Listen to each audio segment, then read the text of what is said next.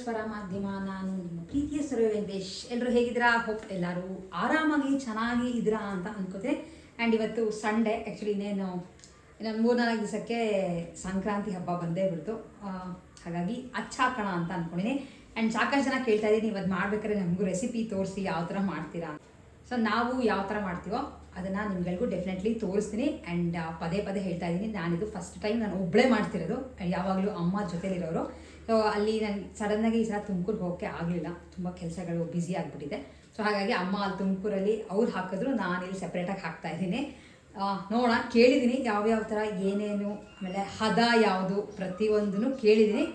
So ನೋಡೋಣ first ಏನೇನು ಬೇಕು, ಏನೇನು ಸಿಂಪಲ್ ಬೇಕಾಗಿರೋ ಸಕ್ಕರೆ ನೀರು ಅಷ್ಟೇ. ಆದರೆ ಹೇಗೆ ಮಾಡ್ತೀನಿ ಅದನ್ನು ನಿಮ್ಗಳಿಗೂ ಡೆಫಿನೆಟ್ಲಿ ತೋರಿಸ್ತೀನಿ.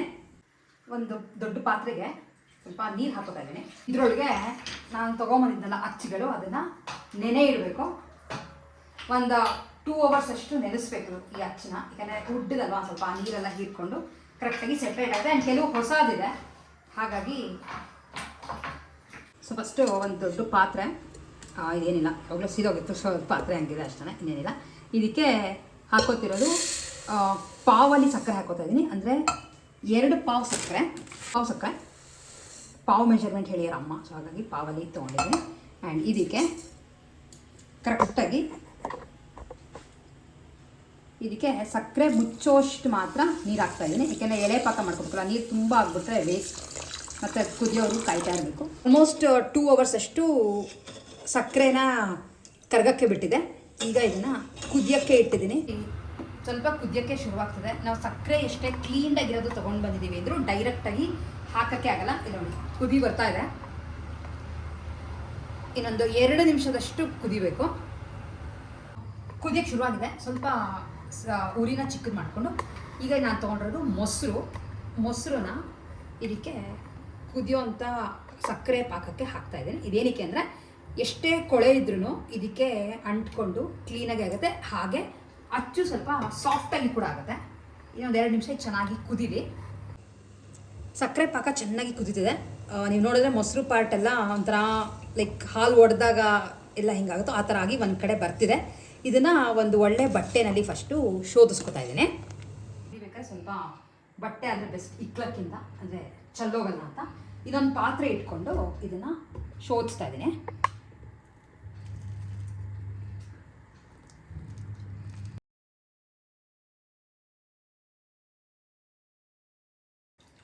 ಇದು ಶೋಧಿಸಿದ್ದೀನಿ. ಮೇಲೆ ಆ ಗಸಿ ಎಲ್ಲ ಕೂತ್ಕೊಳ್ಳುತ್ತೆ.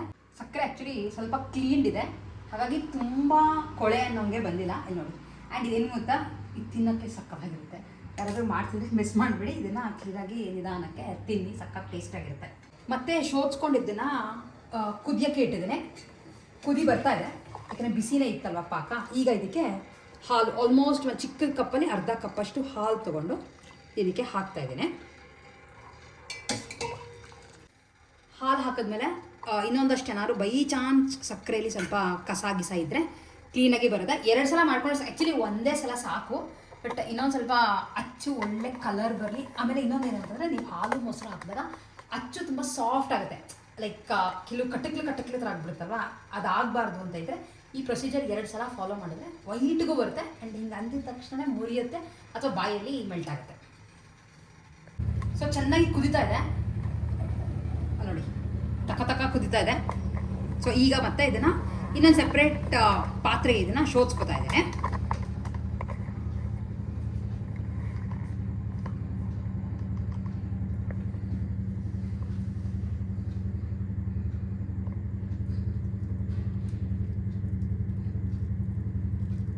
ಇದು ಬೇರೆ ಪಾತ್ರೆಗೆ ಶೋಧಿಸ್ಕೊಂಡು ಇದನ್ನು ಮತ್ತೆ ಗ್ಯಾಸ್ ಸ್ಟವ್ ಮೇಲೆ ಇಟ್ಟಿನಿ. ಈಗ ಇದು 1 ಎಳೆ ಪಾಕ, ಅಂದರೆ ಕ್ಲೀನಾಗಿ ಹಿಂಗೆ ಅಂದಾಗ 1 ಎಳೆ ಬರಬೇಕು, ಅಲ್ಲಿವರೆಗೂ ಇದನ್ನು ಕುದಿಸ್ಕೊತಾ ಇದ್ದೀನಿ. ಆ್ಯಂಡ್ ನೀರು ಅಂಶ ಸ್ವಲ್ಪ ಕಮ್ಮಿ ಆಗುತ್ತೆ.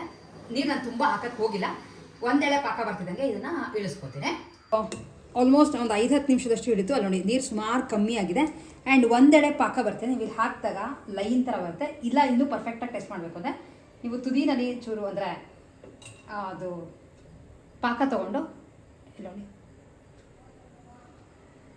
ಚೂರು ಅಂಟ್ತಾ ಇದೆ. ಆ್ಯಂಡ್ ಎಳೆ ಥರ ಬರ್ತಾ ಇದೆ. ಸ್ವಲ್ಪ ಆರಿದ್ರೆ ಇನ್ನೂ ಕ್ಲೀನಾಗಿ ಬರ್ತದೆ. ಸೊ ಈ ಹದಕ್ಕೆ ಸದ್ಯಕ್ಕೆ ಫಸ್ಟು ಗ್ಯಾಸ್ನ ಆಫ್ ಮಾಡ್ಕೊತಾ ಇದ್ದೇನೆ. ಸೊ ಇದು ಫುಲ್ಲು ಹಾಕಿ ಉಜ್ಜೋದು ಕಷ್ಟ, ಯಾಕೆಂದರೆ ಅದ್ರ ಅಷ್ಟೊಂದು ಅಚ್ಚುಗಳಿಲ್ಲ. ಸೊ ಇನ್ಮೇನು ಮಾಡ್ತೇನೆ, ಒಂದು ಚಿಕ್ಕದು ಹಿಡಿರೋ ಪಾತ್ರೆ ತೊಗೊತಾ ಇದ್ದೀನಿ. ಈಗ ಸ್ವಲ್ಪ ಇಕ್ಕಳದಲ್ಲಿ ಇಟ್ಕೊಂಡು ಅದನ್ನು ಉಜ್ಜೋದು ಅಥವಾ ತಿರುಗಿಸೋದು ಕಷ್ಟ ಆಗುತ್ತೆ ಅಂತ ಈಗ ಇದಕ್ಕೆ ಒಂದು 2-3 ಸೌಟಷ್ಟು ಪಾಕನ ಹಾಕೋತಾ ಇದ್ದೀನಿ.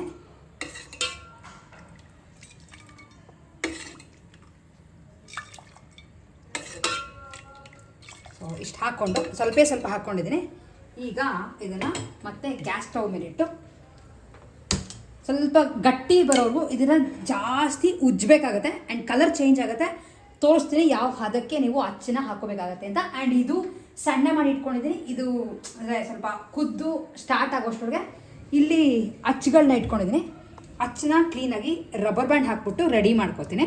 ಸೊ ಈ ಥರ ಜೊತೆ ಮಾಡಿ ರೆಡಿ ಮಾಡಿ ಇಟ್ಕೊಂಡ್ಬಿಡ್ತೀನಿ. ಇದನ್ನು ಹಾಕಿ ಕಂಟಿನ್ಯೂಸ್ ಆಗಿ ಕೈ ಆಡಬೇಕಾಗತ್ತೆ.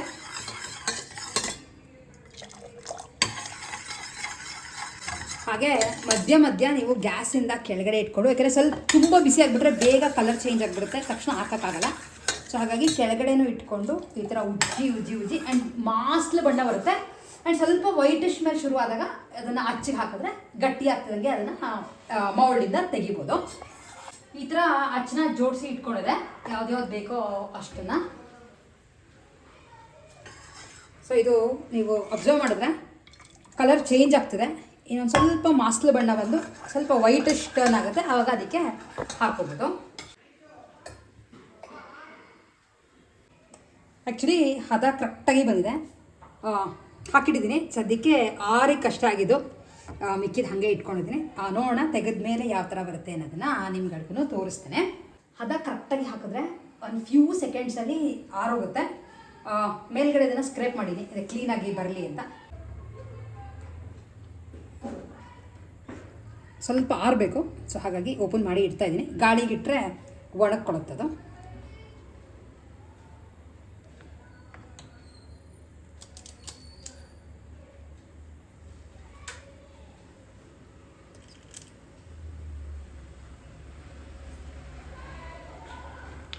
ಆರಬೇಕು. ಸೊ ಹಾಗಾಗಿ ಇಡ್ತಾಯಿದ್ದೀನಿ. ಸ್ವಲ್ಪ ಹಸಿ ಇದೆ ನನ್ನ ಚೂರು.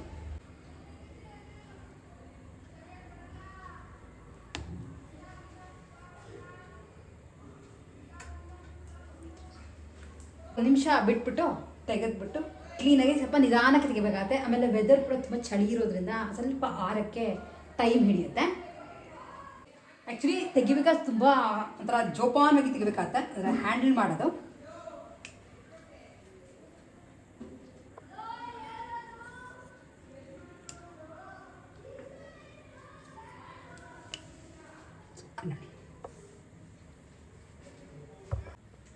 ಸೊ ನಿಮ್ಗಳಿಗೂ ತೋರಿಸ್ದೆ ಹೇಗೆ ಮಾಡೋದು ಅಂತ.